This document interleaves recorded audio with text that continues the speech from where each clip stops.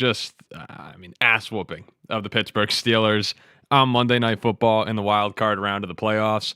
Just a solo show today. Jack was at the game tonight, and I don't know how many of you caught this, but Jack did put out a prediction video right before the game, and he said, I think it was 24-7 Pittsburgh wins. He said Rodgers carves up the Texans defense and and just has a vintage Rodgers performance.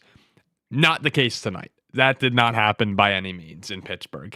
And it's funny because if you look over the course of this game, and I told you CJ Stroud had 2 fumbles, threw an interception, right? An interception in the red zone, dropped a bunch of snaps tonight. All the things that we talk about the Steelers doing in Pittsburgh at night, with the crowd going wild, Jack being one of them. It happened. Those things all happened. But the Texans defense is just that good. I mean, this is a truly dominant unit. And it's pretty funny when, poor Jack. I looked at his, let's see the text from Jack tonight. At 10:30, I got a text from him that said, I'll get a video of the go-ahead touchdown on this drive to make it 13-10. And I didn't hear from him again until just now where he said, it's all right, after I said, sorry about this. Sue me for saying if DK doesn't drop that ball in the first quarter, we win the game tonight. I don't know, Jack. I'm not sure. But with the way the Texans defense looked, I'm not sure if DK Metcalf one drop was the difference in this one. But yeah, like when you watch the course of this game, defensive battle throughout, and that drive that Jack said, I'll get the touchdown, wound up being the Rodgers fumble, return for a touchdown by Houston to take the lead. I read an article, though, today by Tyler Dunn on Go Long. It was about the Texans defense and interviewed a bunch of the different players. And, Azeez Al-Shaair talked about 2 universal languages that people know, love and violence. And he said, you give someone a hug, they know what a hug is. You get punched in the mouth, you know what a punch is. When I hit you, you know what it means. And for Houston, over the course of these past 10 games, right, they've won 10 in a row. The Texans haven't lost since November 2nd in Denver in a game where CJ Stroud didn't play. Their defense, guys, did you watch this game tonight? They ended the year 2nd in points, 1st in total yards, 1st in EPA. And it's not Brian Flores like with the Vikings where they're scheming you to death and Harrison Smith's running all over the field. People can't figure out what's going on. You have to go to film study, and barely then guys who know football at the highest level are trying to piece this thing together. This is just, I'm going to line up across from you, snap the ball, and we're going to beat the shit out of you. And they do that every single week. These guys are lunatics. Will Anderson, Danielle Hunter, Jalen Petrie, right? These guys, DeMeco Autry, they're awesome. And they line up across from you and just punch you in the face for 60 minutes every time they play. You watch what they did to Josh Allen on Thursday Night Football weeks ago. I came on our instant reaction and said, I haven't seen a defense dominate like that in a long time against that quarterback. And we saw what Josh Allen did against Jacksonville this weekend. Superman. That's a good Jaguars defense. The Jaguars defense, one of the best in the league at takeaways. They make plays happen, and Josh Allen destroyed them. He looked helpless. He looked like a rookie against the Texans defense. Mahomes, his rating was 19.8. And they dominated Herbert, which, and it wasn't playoff Herbert. It was regular season Herbert that they dominated. I said coming into these games, there's no unit I trust more in the AFC than the Houston Texans defense. And, man, I feel pretty good about that tonight. I feel backed up about that claim, and it makes you start to wonder, for all the inefficiencies of the offense and the struggles that Stroud has had, Nico Collins left this game. He's a concussion. He might not even play, but it might not even matter. This defense might be good enough just to take him to the Super Bowl. How many of the offenses really it's Josh Allen, and then you could shut down Denver. Can you shut down New England? It wouldn't surprise me. They're all over the place, these guys. And they've just done a great job from the time DeMeco Ryans got there. Now, that first year felt a little more CJ Stroud oriented, where, CJ is playing out of his mind his rookie year. And defense has been good the entire time that DeMeco's been there. But this is, we're reaching new heights now. The past couple of years, this defense it's taken the leap. And now this year, it's not even close. They are by far the better unit. It's not even worth discussing, honestly. But when they drafted Will Anderson. They made that big move up to 3 because they took Stroud at 2, and then they traded a lot of capital to go up and get Will Anderson. They brought in Danielle Hunter from the Vikings, who at the time when they brought in Hunter, I'll just make sure I got this. He was turning 30 years old, and in 2 years he has 27 sacks. And Will Anderson's one of the best young edge rushers in football. I mean, those two, those are the pillars. And they're as dominant a duo as you could get. I mean, either one of them would be the number one pass rusher on 26 or 27 other teams, 25 other teams. It's a lethal unit. And they had 2 touchdowns tonight. I mean, they outscored the Steelers. They doubled up the Steelers. They more than doubled up the Steelers. It's a unit that makes you think the Texans could win the Super Bowl. And if they do that, which still feels unlikely, but if they do that, we're going to be talking about this Houston Texans defense as one of the best ever. If they take this team to a Super Bowl, it's amazing. And I know that 30-6 makes this game look like a much bigger blowout than it actually was, because we're sitting there in the fourth quarter. It's a 1-point game before Houston hit the field goal, right, to make it 10-6. And from then on out, I mean, it was just, let the dogs loose on Aaron Rodgers. And he couldn't get anything going all night. So many bad passes. Obviously, the two touchdowns given up. I could not have been more impressed. Every time I haven't watched a ton of Texans football this year. And I kind of feel like an idiot, because the Jaguars and Texans, when they got off to that tough start, I came out and said, I'm not picking either of these teams the rest of the year. I had no confidence. It was really, Texans offense was so bad. I just had no faith in them. And the Jaguars, I think, were 4-3 or 3-4, but it looked bad. Those two teams, basically from then on, when they played each other, made me look like a moron. And right now, watching Houston, it's still unbelievable to me because, again, they did not play very well offensively. And they made critical mistakes that should cost you. The unit's just really good. I mean, the defense is just unbelievable. They've been sensational from the moment I said you can never pick them again. And here they are now in the divisional round. And much the same way, right, that we said, hey, for Josh Allen, there's no Mahomes, there's no Lamar, there's no Burrow. For the Texans right now to get to their first AFC championship game, and I don't know, have the Texans been to an AFC championship game? I can't remember.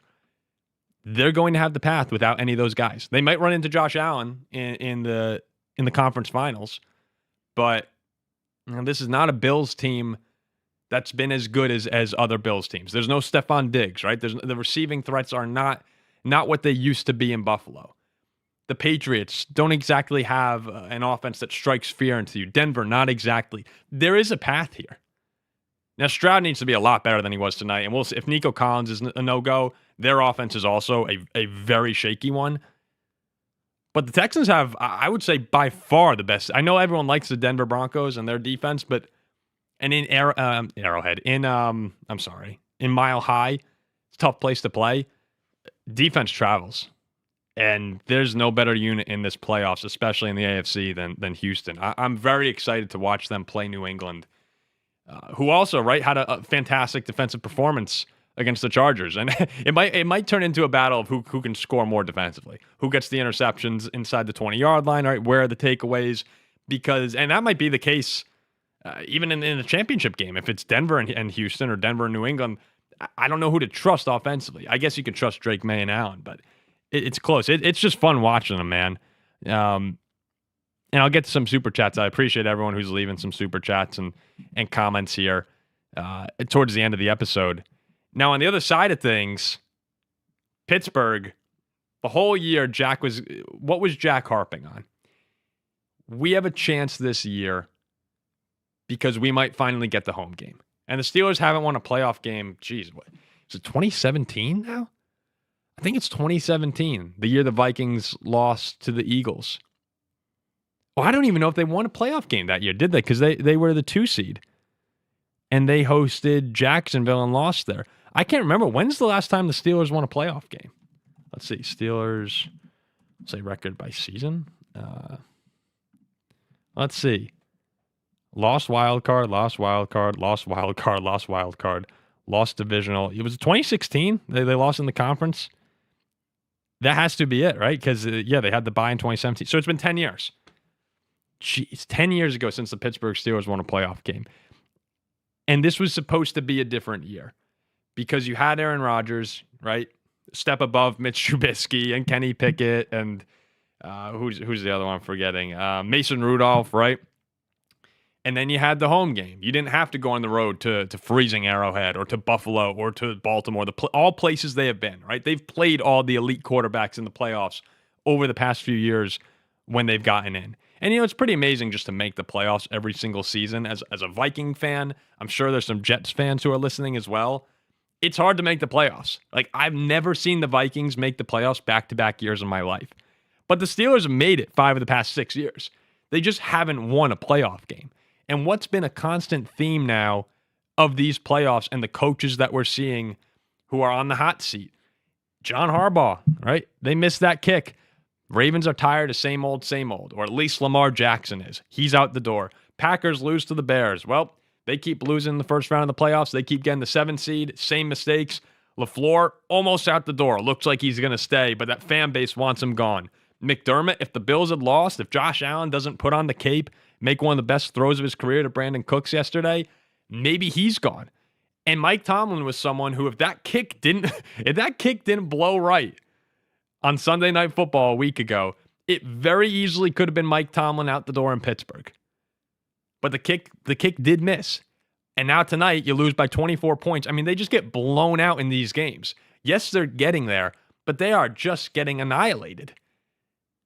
And all the questions that we had last week or would have had last week about the Steelers, we're going to get tonight. Tomlin's sitting at the podium right now. We'll see what he says. I'm sure he wants to come back. And you should probably want him back because if you fire Tomlin, think about this. Who are going to be the top candidates immediately if they're on the market? John Harbaugh is one of them. Matt LaFleur certainly would be. I don't know about McDermott. Tomlin, absolutely. Any team would want him. But there comes points in time where if you're not making any progress, eventually you just need change. Right? I mean, even if what you have is good, you eventually need to sacrifice good to be great again. And I just don't know. It's a tough decision, man. It's a really tough decision. And I get that that's an unpopular opinion when Tomlin has this track record of success.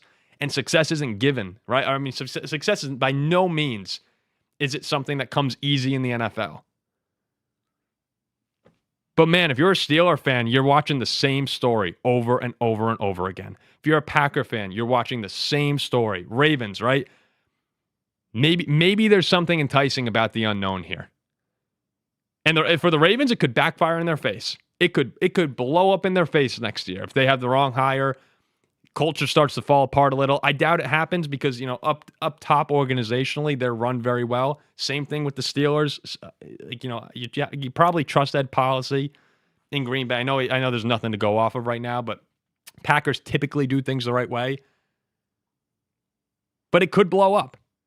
And for the Packers, bringing back LaFleur, you sort of have a floor. As long as the guys stay healthy, which didn't happen this year, you're going to have a floor. And if the Steelers bring back Tomlin, I mean, it's memes. It's all over social media. Every time you open up a Steelers thing, that is like the AI Disney commercials of Mike Tomlin trying to go 9-8 or 10-7, whatever it is. And there is something impressive in that. But I don't know. It feels like if Rodgers comes back, which I'm guessing, by the way, so we'll get to Rodgers. I think Aaron Rodgers is going to come back. He clearly still has it in him. I mean, I think he's still a good quarterback in the NFL. Clearly not what he used to be, and that's, he's 41 years old. But if he comes back to the Steelers, which I know that the reports today were that both sides were interested in each other. If he comes back to the Steelers, is this going to be any different next season? Where is this going to be different if Aaron Rodgers comes back next season?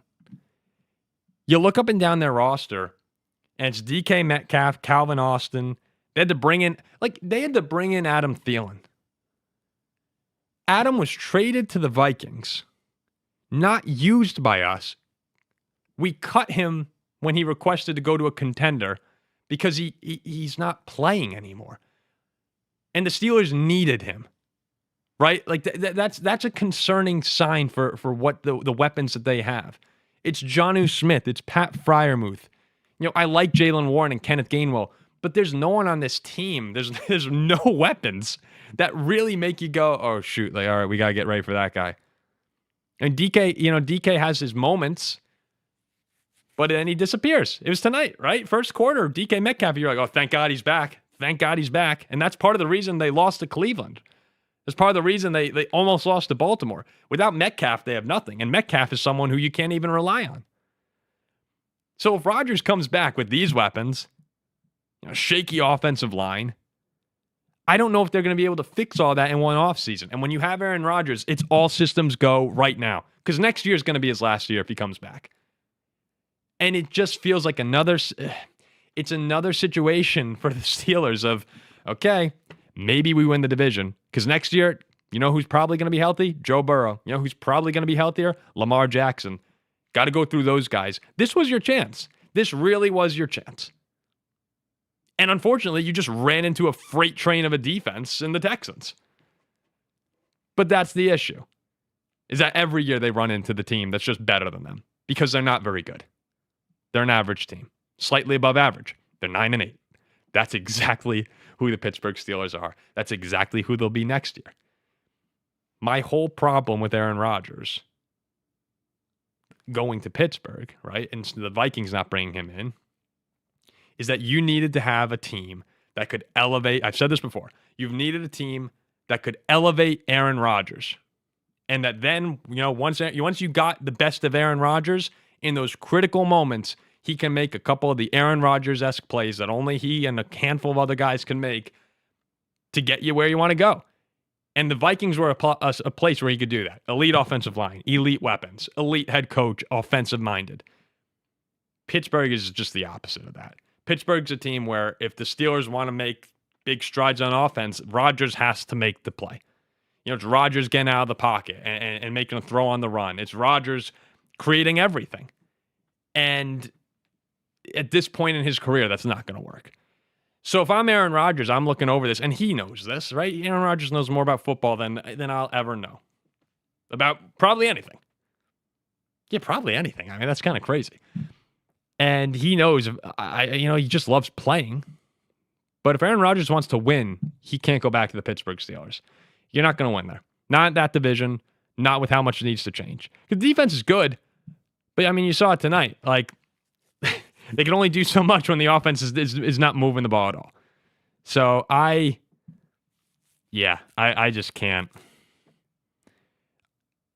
I have a hard time seeing Rodgers want to go back to Pittsburgh, unless if that's the only place he can go. I'm really curious to see if the Vikings make any sort of move for him, because I just can't. I don't know if I could do another year with the JJ experiment like this. Maybe sit him a year. I don't know what's going to happen. But Rodgers in Minnesota, probably end horrible. Why do I even get my hopes up? Like, here I am talking myself into the Vikings having Rodgers at 42 years old. And it would be a nightmare. It would just have to be a nightmare. I see there's a couple super chats. Let me take a look here. Demai says, I ever see anyone say that bum CJ Stroud's better than Jordan Love? I don't think Rodgers will be out on this. Yeah, I don't think Rodgers will be out either. I do think he'll come back. It's just, again, I don't know if it can be Pittsburgh.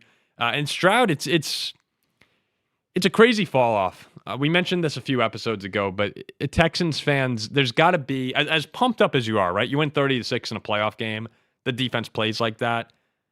And Azeez Al-Shaair, he's on the booth right now with SVP with Will Anderson Jr. I didn't know Azeez Al-Shaair saved his family members from a house fire when he was younger. Like, ran into in his house, it's a grease fire, and he saved his two younger brothers and ran back in the house and saved his 1-year-old niece. Like, unbelievable story. But if you're a Texans fan, you got to be thinking back, going, I can't believe CJ didn't, that CJ didn't elevate, that he took the regression. Because if he was anything like he was his rookie year, Texans are the best team to beat. I mean, absolutely. And right now, their offense is just, it's putrid. It's tough to watch. It was a tough game to watch until the Texans defense decided to just start scoring touchdowns.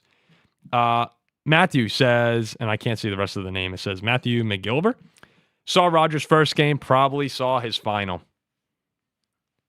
Was his first game the Viking game? I think it was Monday Night Football. See, Matt. Monday Night Football, I think it was when he beat us. I believe that was the start because they had all the, Favre signs and things like that. I remember watching that. That sucked. It was a horrible, horrible day when you guys won that one. I don't think this will be his last, though. And from Mr. Miggs Media, dang, I was hoping for Steelers Bears. Yeah, I know. So was I. I thought that would be, it would have been mad. It was too, come on. Like, John Middlecoff is a host that I listen to pretty often from The Volume, right? The company that I work at. And I've helped produce John's show a few times. And he said today, if this was a Disney movie, Aaron Rodgers would come out tonight, light the world on fire. One more swan song here. And like Jack said, honestly, if Jack were writing the Disney movie of Aaron Rodgers, it would have gone exactly the way he said.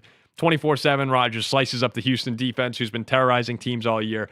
But football's not a Disney movie. And you saw it tonight. I came on and I said in the show this morning, I predicted the Steelers to win in the prediction show with Jack next to me.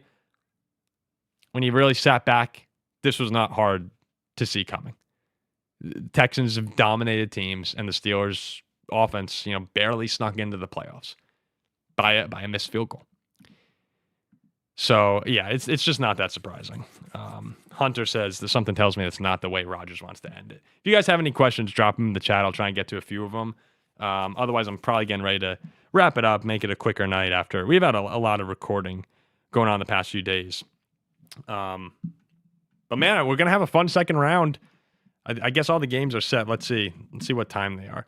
We'll have Saturday, Bills-Broncos at 4:30, and Saturday night, Niners-Seahawks, a rematch. It's hard for me not to see that. Maybe I do just hate the 49ers. But damn, I do respect them. I respect the hell out of what San Francisco's doing. And with Kittle out now, it feels like it's too much. But they don't quit. The heart on the teams in the playoffs right now is pretty unbelievable. And I'm really focusing in, the Bears and the Niners, Buffalo too, with Josh Allen. Those are two, but San Francisco and Chicago, those two teams have been gritty all year in different senses, where San Francisco's been, absolutely obliterated by injuries. It's so bad. And you feel bad for them because if this team was healthy, I could see them going to and winning the Super Bowl. I still just have a tough time seeing them go into Seattle, a team that just shut them down completely a couple weeks ago in their own building. San Fran goes there now. As good as the Texans defense is, Seattle's got another really good one with Mike McDonald, one of the better young coaches. Him and DeMeco Ryan.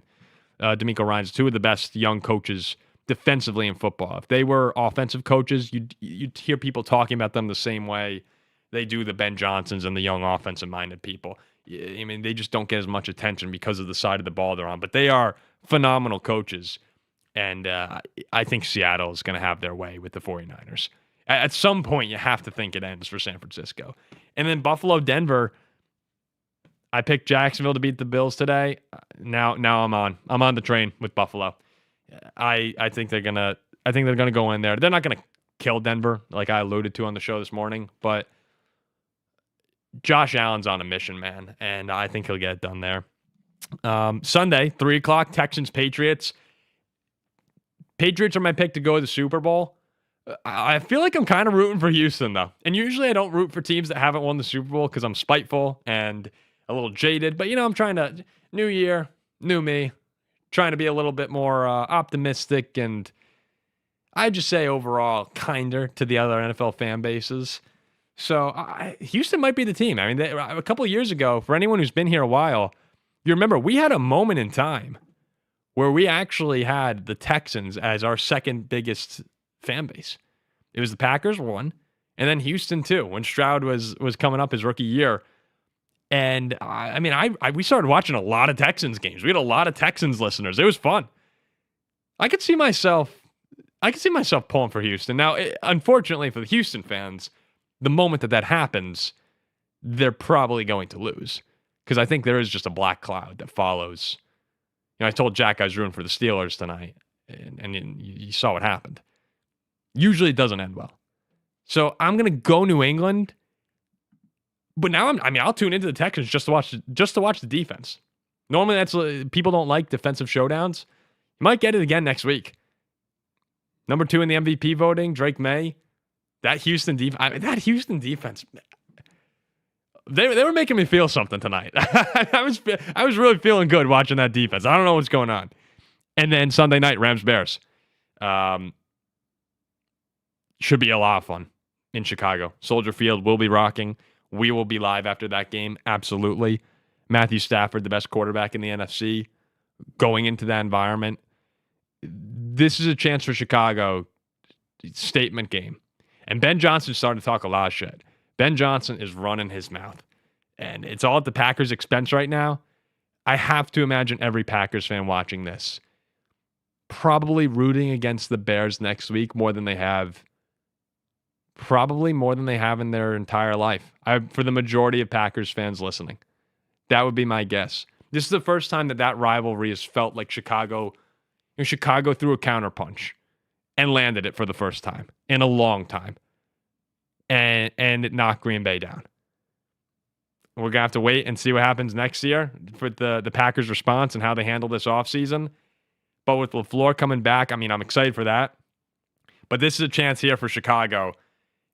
The Rams are a team that everybody, while they haven't been playing great football, they're the team that everybody's looking at in the NFC saying, okay, like you're the experienced team here. You're the team with the Super Bowl winning coach, the Super Bowl winning quarterback, the MVP of the league. And it's amazing how good their division is that they're a wild card. But going into Chicago, I don't know the line right now. I'm sure. Hold on, let me see. What's the line on that game? At this point in time, if you were a sports book that sponsored us, you would be getting a shout out right now. The line is Rams minus 3.5. So another home dog game for Chicago. This Bears team seems to feed off things like this. So I'll probably pick the Rams, but I'm not doing it confidently. I'm not doing it, I'm not doing it the way I was picking the Rams against the Panthers, where there's no doubt in my mind, even though they just went into Carolina and lost. Another one, Demai says, that was the first game as the guy, but he played before that. The big one was against the Cowboys, kind of like Jordan came out against the Eagles in 2022. Yeah, I don't really count that. I remember the Love Eagles game, but to me, I mean, I think Love played the Chiefs too, right? Wasn't that Love's first start and he just got destroyed? I mean, 2 tough games to go in.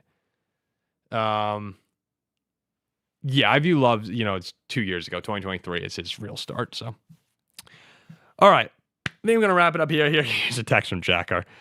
Jack was telling me one of our buddies alt bet the Texans minus 20.5. And he just texted, Sean hit. Sean hit on that bet. Poor Jack. Got to drive back from Pittsburgh tomorrow. Appreciate everybody in the chat still tuning in. I know that in all likelihood your team is out. But I really appreciate you guys supporting the channel. We're going to continue to have lives and have a lot of fun the remainder of the playoffs. And then, look, when the offseason starts, football does not stop. Football, it's a year-round sport at this point. Because immediately after the Super Bowl, we got the Combine. Then we got free agency. Then we got the draft coming up. Little lull in May, June, right? Then training camp gets going, and all of a sudden it's preseason. I mean, it doesn't stop. It's a machine. And we're going to be going through all of it. We're going to try and go to the Super Bowl this year in Santa Clara. We're going to go to the draft, hopefully, which is in Pittsburgh. That should be a lot of fun. Hopefully we can meet some people there. Maybe even in July, go out to a training camp or something like that. So if you're enjoying the show, just keep on coming back. I said it in the recording I put out this morning. We're going to try and talk positively about teams when we can. And when you need to be criticized, you need to be criticized, like the Steelers tonight. Otherwise, it's not, doesn't make for a great listen. But we're going to try and have a sort of a channel where, people can come in and you're not just eviscerating and being obnoxious about the opponents. And it's fun. And I mean, you guys do a great job in the comment section here, not to turn it sappy or anything, because I don't like that stuff. But in the comment section, everyone here does a great job of, we got Bears, Packers, Vikings, Lions, Texans, Steelers, whoever fans. And it's civil and it's fun. It's fun to just banter like lunchroom buddies without, without F-bombs being thrown around and stuff like that. So appreciate all you guys. You guys do a really great job in the comments section. You make it a lot of fun for us. Here we go. Right here. Truth says, go Texans. H is up.